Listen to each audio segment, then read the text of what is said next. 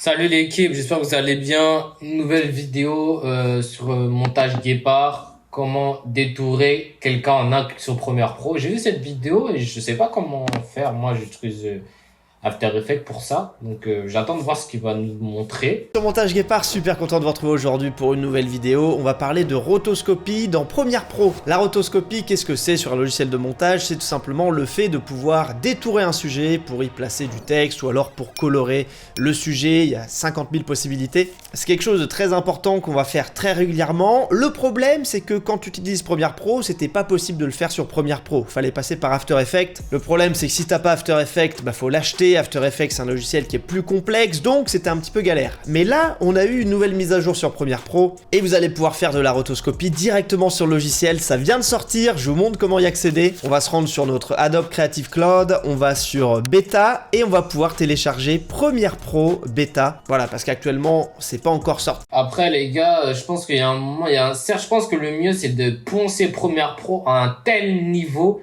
que le logiciel lui...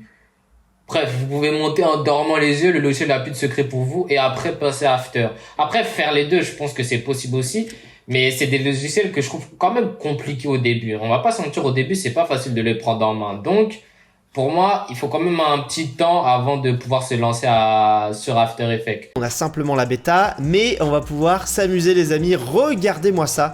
On a le nouveau Premiere Pro, pas de date officielle de sortie, mais comme dit, vous pouvez effectivement télécharger la version bêta. J'ai un rush qui est issu de la prochaine vidéo que je vais monter, où on voit voilà deux personnes qui sautent, et j'aurais bien aimé colorer ces deux personnes, la première personne en rouge et la deuxième personne en vert par exemple. Donc là, je devais passer sur After Effects pour faire ça. Et maintenant, vous allez le voir, on a un nouvel outil qui est juste ici. Outil masque d'objet, on a plusieurs possibilités. Nous, on va choisir outil masque d'objet. Pour ceux qui font des miniatures sur Photoshop, on a le même outil également, donc c'est cool qu'ils aient mis. Et j'ai pas fait attention, je pense que j'ai pas fait la mise à jour. J'irai faire la mise à jour, hein, parce que c'est un super ajout. On va tout simplement, c'est magnifique, on va tout simplement zoomer sur notre timeline et on va choisir le premier personnage. Et voilà, on va simplement se mettre au début du rush, on clique. Et là, vous le voyez, on a déjà une première sélection qui est pas mal. Ouais, c'est moi derrière, là, juste là au drone. Donc, on va tout simplement appuyer sur lecture, hop, qui est juste ici, et on va se le laisser en temps réel. J'ai une bonne machine qui coûte 2000 €. Là, on est sur un clip de 4 secondes. Donc voilà, on est environ sur, pour une seconde de masquage, ça prend environ une seconde, donc c'est très bien. Et là, on se retrouve du coup avec notre sujet qui a été détouré tout le long. Hop, comme on le voit, ça marche très très bien. Qu'est-ce qu'on va faire maintenant? Eh bien, on va devoir dupliquer le calque, voilà. Là, on vient prendre l'objet masque 1 et on va le glisser dans opacité.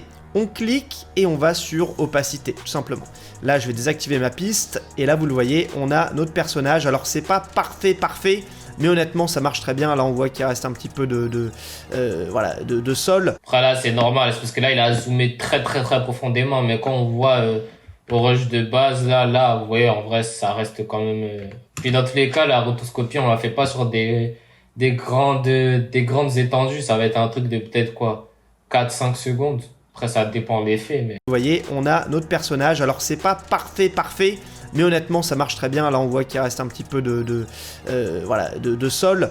Mais en vrai, c'est pas grave. On est sur un rush qui est déjà bien zoomé. Regardez, le rush de base, on est quand même déjà bien zoomé. Que j'étais en train de vous dire. Hein. Donc, en vrai, c'est... Maintenant, ce qu'on va faire, c'est qu'on va mettre notre personnage en rouge. Donc, je choisis l'effet teinte. Je vais sur le rush du haut. Et je vais me mettre, hop, dans les couleurs claires. Je vais choisir du rouge. Voilà, magnifique. Et là, vous le voyez, on a notre personnage qui est en rouge. Donc, plutôt sympa.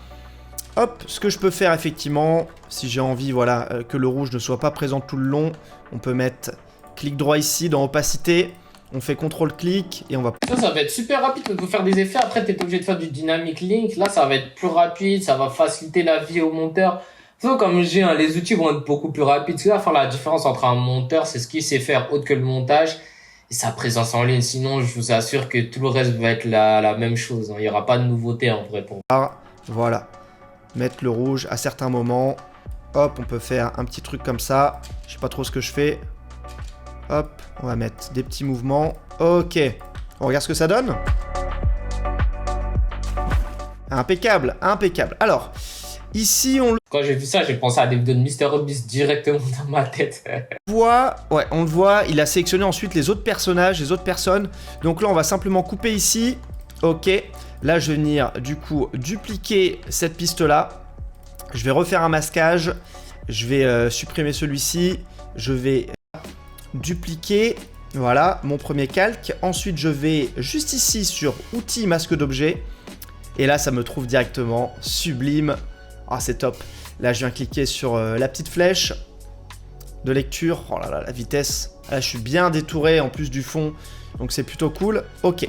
Maintenant, je vais tout simplement placer l'objet masque dans opacité.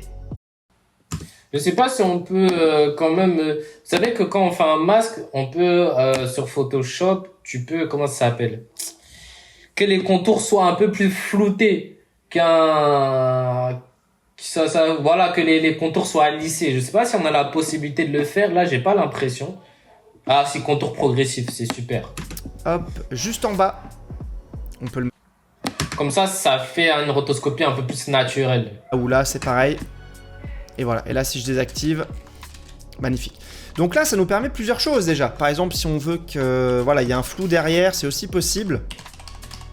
On trouve des petits effets à faire. Hop, voilà, le flou gaussien ici. On va se mettre un peu plus léger. On va quand même réussir à faire quelque chose de propre, je pense. On va se mettre à 0. Et donc là, hop, on a le petit effet de flou derrière. Ça nous permet de flouter l'arrière-plan. On peut également se mettre un petit masque. Ça, c'est super parce que par exemple, sur les micro-trottoirs, si on a envie de flouter des gens, bah, ça nous permet de le faire. Donc, non, franchement, super outil. Hein. Là, Premiere Pro, ils ont fait le taf. Ah, je tente des trucs. Enfin, Premiere Pro, Adobe plutôt. Mais je tente des trucs pour cette vidéo. Ça fait plaisir. On va se mettre l'outil transformation. J'aime pas faire apparaître un texte simplement comme ça. On aime bien quand il y a du dynamisme un peu. Voilà, là on a le plan qui devient flou ici. On va se mettre un calque d'effet. On va se mettre un petit grossissement d'échelle. On va se mettre à 110, ça me paraît bien. Voilà, très bien. On va lisser les points clés. Petit angle d'obturateur, on rapproche encore un peu les points. On va regarder ce que ça donne. Ouais. Ah, on a une espèce de... Non, super outil. Bah, vous voyez, je voyais pas, j'ai appris ça avec vous, là. Encore une fois, là, ça a fait de la veille. Vous voyez? Comme je disais, je vous fais de la veille en direct. Donc, non, super outil. C'est pour ça, c'est important de suivre des bons personnes dans le milieu.